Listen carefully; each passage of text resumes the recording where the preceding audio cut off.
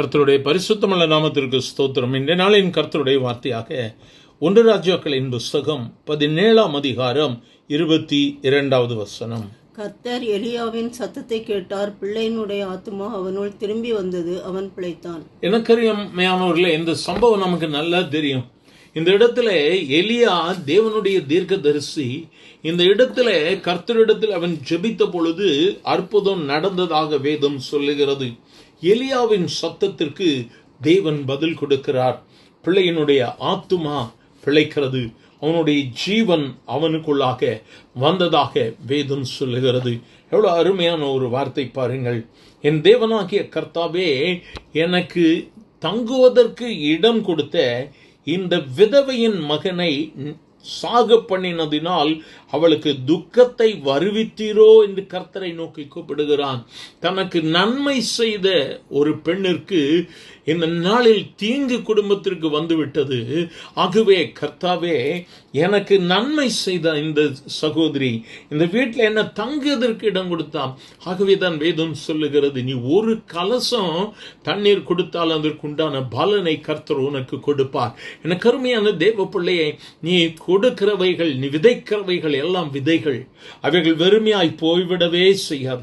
கர்த்தர் நிச்சயமாக பதில் கொடுப்பார். 21ஆம் வசனத்திலே நாம் பார்க்கிறோம், அந்த பிள்ளையின் மேல் 3 தரம் கூப்பிட விழுந்து, என் தேவனாகிய கர்த்தாவே, இந்த பிள்ளையின் ஆத்துமாவனுக்குள் திரும்பி வர வேண்டும் என்று சொல்லி கர்த்தரை நோக்கி அவன் விண்ணப்பம் பண்ணினான். அப்பொழுது கர்த்தர் மனம் இறங்கினார். எனக்கு அருமையானவர்களே, கர்த்தருக்காக, கர்த்தருடைய ஊழியர்களுக்காக, உண்மையாய் கர்த்தரை சேவிக்கிற ஊழியனுக்கு நீ சேவை செய்யும் பொழுது அது நிச்சயமா பரலோகத்தில் எதிரொலிக்கும். அது பரலோகத்தினுடைய ஏடுகளில் குறிப்பிடப்பட்டிருக்கும். நீ செய்கிற ஊழியத்தை கர்த்தர் குறிப்பிடுவார். எவ்வளவு அருமையா கேட்கிறான் பாருங்க. ஆண்டவரே என்று சொல்லி இந்த விதவை மகன் செத்த பொழுது எனக்கு நீர் துக்கத்தை வருவித்தீரோ என்று சொல்லி ஆண்டவர்கிட்ட கேட்கும் பொழுது சொல்லுகிறார், நான் தங்கி இருக்க இடம் கொடுத்த இந்த விதவையின் மகனை சாகு பண்ண வேண்டுமா? இதுதான் அந்த உண்மையான ஊழியன், உண்மையான ஒரு தீர்க்கதரிசியினுடைய கதறலாக இருக்கிறது. எனக்கு உதவி செய்த இந்த குடும்பத்திற்கு எப்படி ஆண்டவரை தீங்கு வர முடியும்? எனக்கு அருமையான தேவ பிள்ளை, என்று நீ யாரை சார்ந்து கொண்டிருக்கிறாய்?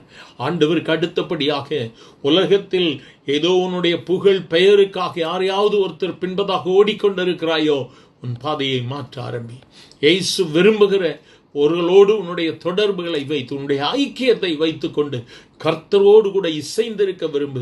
கர்த்தர் உன்னை கட்ட விரும்புகிறார். கர்த்தர் உன்னை மேன்மைப்படுத்த விரும்புகிறார். எங்கள் அன்பின் ஆண்டவரே, ஆசீர்வதிக்கப்பட்ட இந்த கால வேளைக்காக நன்றி அப்பா.